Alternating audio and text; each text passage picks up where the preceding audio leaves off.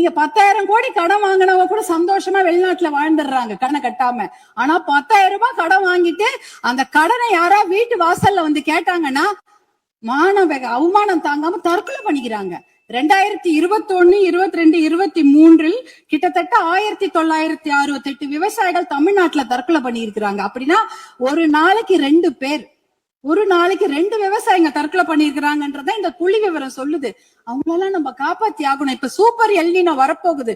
அந்த சூப்பர் எல்னினோனா கடுமையான வறட்சி. அதுக்கு நம்ம தயாரா இருக்கணும். இன்னும் எவ்வளவு கடன் வாங்குவாங்களோ அவங்க தெரியாது. நம்ம விவசாயிங்க எங்க இருக்காங்க தெரியுங்களா? 100 அடி ஆழத்தை பள்ளத்துல இருக்கிறாங்க. 100 அடி ஆழ பள்ளம் கடன் சுமையில.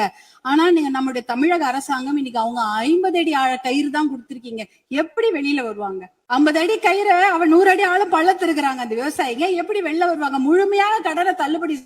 மாண்புமிகு பேரவைத் தலைவர்களே, உங்கள் வாயிலாக முதலமைச்சரை நாங்க கேட்டுக்கொள்வதுதான். உங்களுடைய அதிகாரிகள் சொல்லுவாங்க, ஐயோ நிதி சுமை, கடன் சுமை, கூடுதல் செலவினம் அப்படிலாம் சொல்லுவாங்க. ஆனா அதையெல்லாம் ஒரு புறம் ஒதுக்கி வைத்து விட்டு அவர்களுக்கு முழு கடன் தள்ளுபடி செய்யணும். ஏற்கனவே 2,000 கோடியா 6,000 கோடியா உயர்த்திட்டீங்க. இன்னும் ஒரு 18,000 கோடியா அந்த கடன் தள்ளுபடி, கூட்டுறவு கடன்களை மட்டும் தள்ளுபடி செய்யுங்க. ஏன்னா ஏற்கனவே அவங்க 1 வருஷத்துக்கு தான் தள்ளுபடி செய்திருக்கிறீங்க. அதற்கு முன்னால ஒரு 2 வருஷம் கடன் அவங்க வாங்கி வச்சிருக்கிறாங்க. அந்த கடனையும் முழுமையாக தள்ளுபடி செய்தீர்கள் என்றால் அவங்க கண்டிப்பாக எத்தனையோ கடுமையாக உழைக்க தயாராக இருக்கிறார்கள். அவங்களுக்கு அந்த ஒரு ரெஸ்பெக்டை நம்ம கொடுக்கணும். அவங்களுக்கு அந்த நிவாரணத்தை நாம் தர வேண்டும் என்று உங்களை எல்லாம் நாங்க அன்போடு கேட்டுக்கொள்கின்றேன்.